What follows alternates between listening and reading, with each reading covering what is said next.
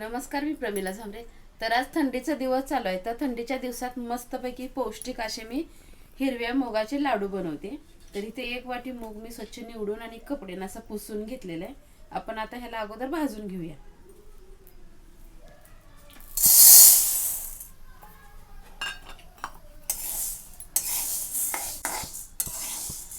तर छान असे खरपूस आपल्याला मूग सगळीकडनं भाजून घ्यायचं आहे. तर बघा, छान असे मूग भाजलेले आहेत. तर थंड करण्यासाठी मी ह्याला एका ताटामध्ये काढून घेते.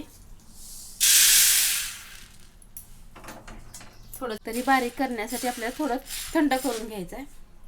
तर 1 वाटी मूग घेतलाय, इथं 1 वाटी गूळ घेतलाय, अर्धी वाटी मी इथं तूप घेतलेलं आहे, थोडंसं काजू बदामचे तुकडे आहेत, मगजबी आणि विलायची जायफळ बारीक करून घेतलेलं आहे. तर बघा, थोडंसं मूग मी थंड करून बारीक करून घेतलेलं आहे मिक्सरला.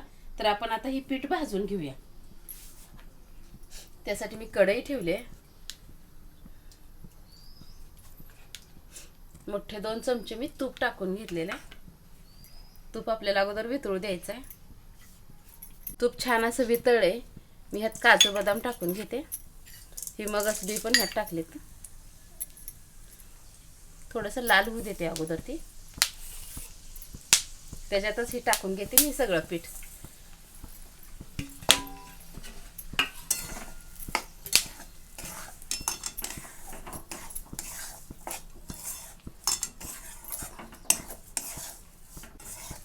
तर बघा, छान असं आपल्याला हे तुपावर भाजून घ्यायचं आहे. तर मी अजून 1 चमचा तूप टाकून घेते यात.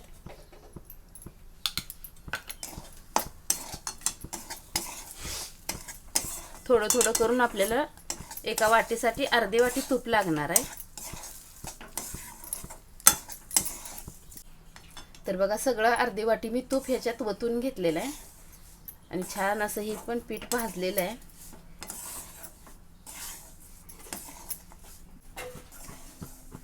तर बघा, छान असं ही मुगाचं पीठ भाजलेलं आहे. तर मी आता ह्यात गूळ घालून घेते. तर इथं मी गूळ बारीक करून घेतलेला आहे. तर सगळा गूळ मी टाकून घेतलाय. विलायची आणि जायफळ बारीक करून घेतलेली ती पण टाकले. तर आता छान असा गूळ ह्या गरम पिठामध्ये मिक्स करून घेते.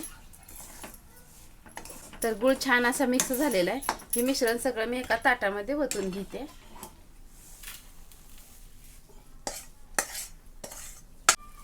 तर बघा, आपण आता छान असा लाडू बांधूया. जरा गरम आहे अजून मिश्रण.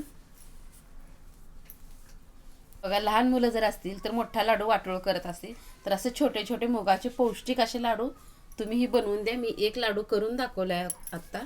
अजून राहिलेले पण लाडू तशाच प्रकारे मी बांधून घेते. तर बघा, अशा प्रकारे मस्तपैकी पौष्टिक असे मुगाचे लाडू मी बनवून घेतलेत. तुम्हीही करून बघा. माझा व्हिडिओ आवडला तर नक्कीच लाईक करा, सबस्क्राईब करा.